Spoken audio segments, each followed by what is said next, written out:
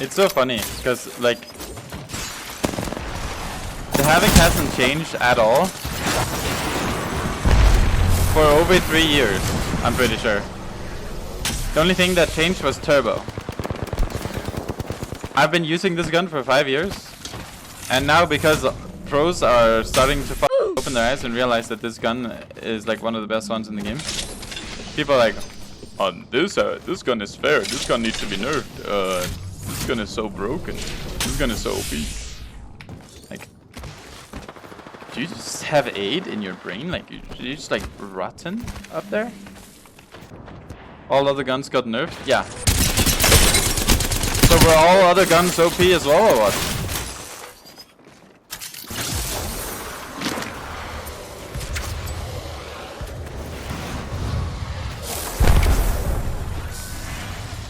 There's still 5 guns that kill the same amount of... I got a no-reg and he lives. There's like 5 guns that have the same TTK as the Havoc. Are they OP as well, or what?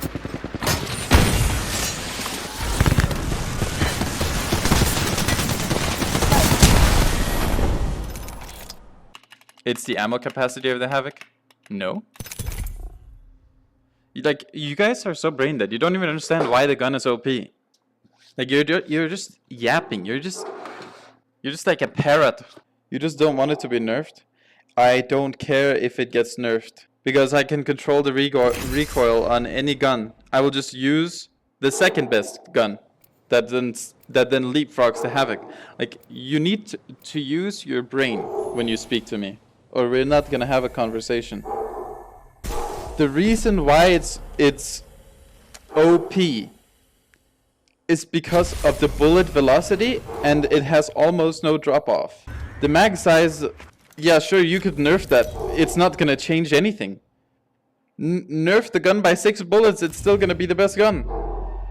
Well, nah. Yes, it is. It has 36 bullets. If it has 30 bullets, it's still going to kill faster than most other weapons. It does like, what, 600 damage?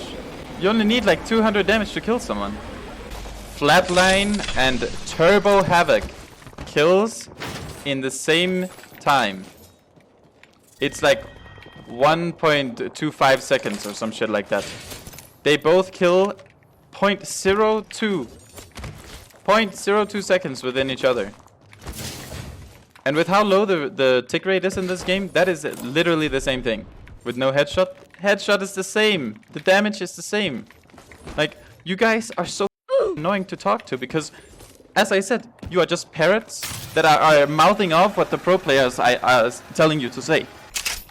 Like, you do no research. You don't know what you're talking about. And you want to argue with someone that has 12,000 hours in the game and knows what they're talking about and has been using this gun for 5 years. It's mind-blowing. If a gun has a high bullet velocity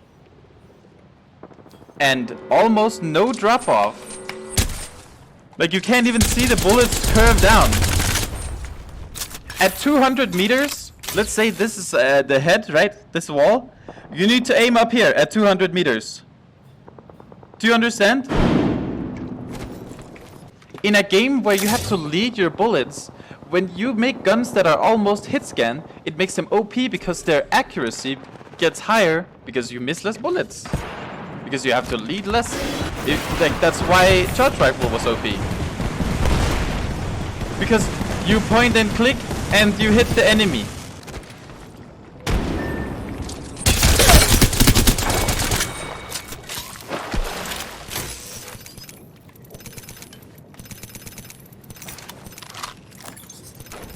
You realize that if you think the Havoc is OP, you are agreeing with Zach Maser. Just let that one sink in for a little while. I'll let you think that one through.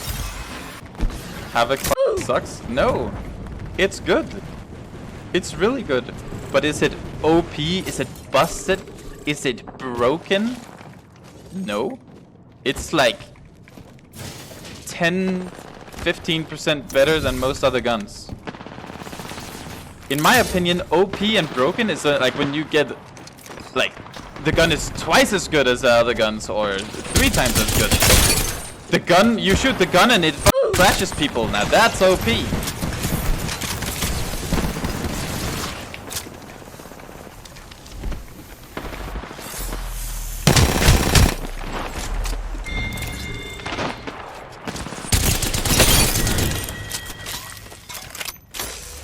Yeah, an OP gun is like Season 0 Mastiff.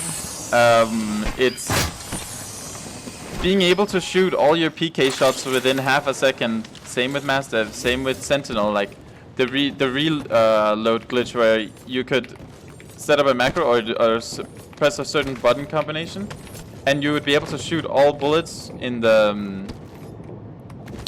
what's it called? In the Sentinel. It's being able to permanently charge up the Sentinel or the Rampage using a bug or some shit, right? Like, that's overpowered. Season 0 Wingman, OP gun. Release Nemesis, OP gun. Charge Rifle on release. Charge Rifle until it got reworked, honestly. Bow on release. Yep. Arguably still bow. But the bow should be OP because it's a care package weapon. You see what I'm saying? Like, Nick Merc 01 on God. But no, in my opinion, those guns are OP. Havoc is not OP. And never was. It's that everything else got slightly nerfed, so now the gun is just better than the other guns. Nice no-reg when he's 1 HP.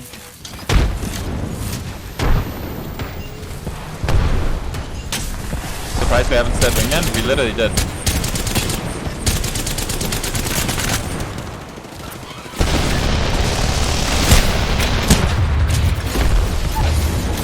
And see, like, instead of the rampage, the Rampart shooting my ult with her ultimate, she tries to slide away from it. She lost to a Mirage decoy.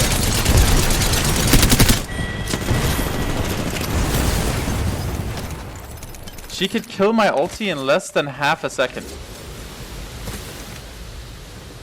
She could nullify my ultimate ability, which is on like 3.5 minute cooldown, by the way. In half a second, she could remove that.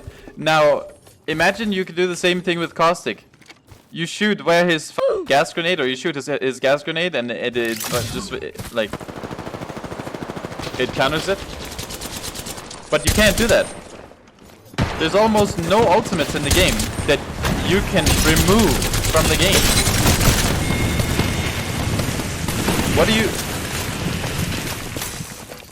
What do you do to counter bang ult?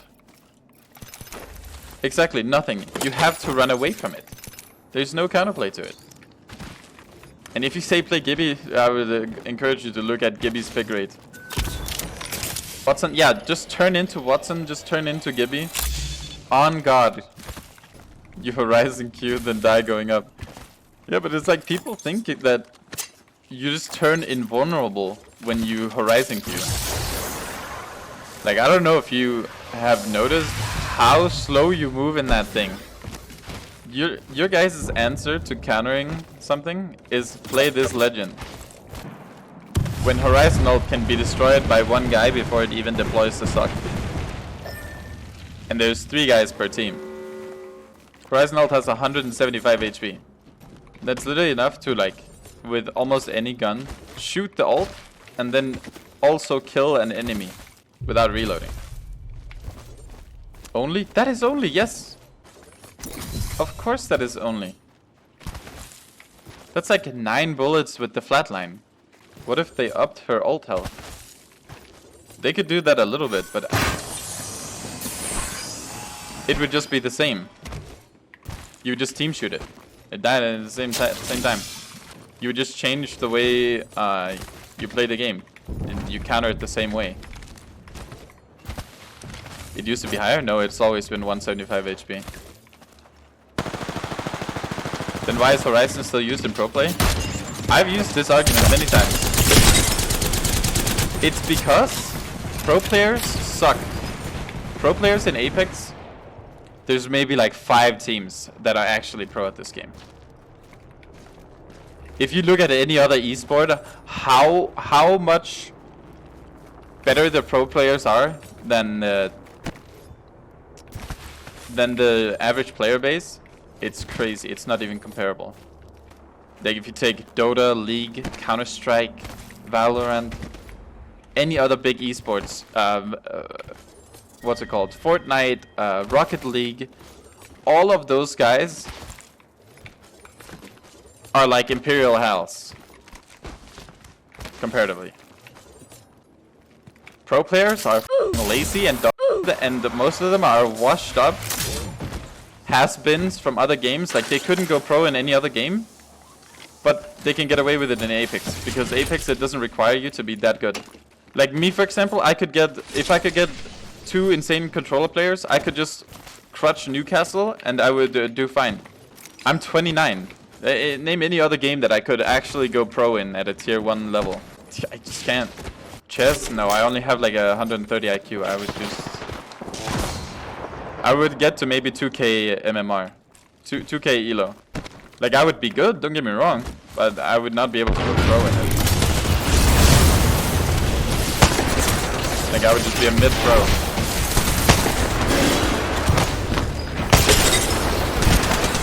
Are we having fun or what?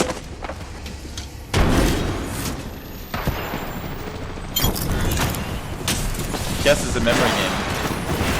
Yeah. But it is also like a reactionary game. Because not every chess game is gonna go by the book or play the same, you know. So you still need to have memory, yes, but also you need to know what to do in most, if not all scenarios, right? Why Newcastle over Lifeline? Because you're not safe when you're Lifeline resing. LOL is hard to go pro in, yes. It's not hard to go pro in Apex. Literally any good controller player could make it to the end of CC, like to the finals of CC, and even Pro League. There's a lot of fucking mediocre gamers in Pro League. Watches Queen Gambit once, becomes Giga Chat. Oh god. What's your opinion on most pub stompers being better than pro players? Mechanically, for sure. Now, game sense wise, no. They don't get any reps in on what it actually takes to rotate properly and